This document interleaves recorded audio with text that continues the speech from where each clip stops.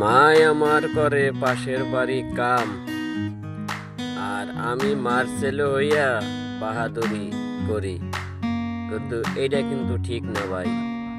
মা তো মাকে কখনো ভুলা যায় না, কিন্তু ঘরের একজন স্ত্রী এমন একজন নারী, তাকে ভুলা যায়, কিন্তু মাকে কখনো কেউ ভুলবেন না।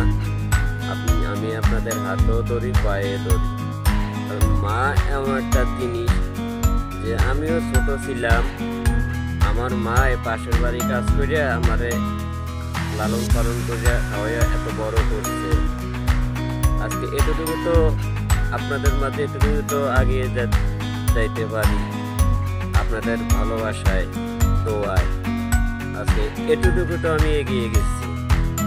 আশা করি আপনারা যদি আমাকে দোয়া করে, সাপোর্ট করে, এমন সব কিছু দিয়ে যদি পাশে রাখেন,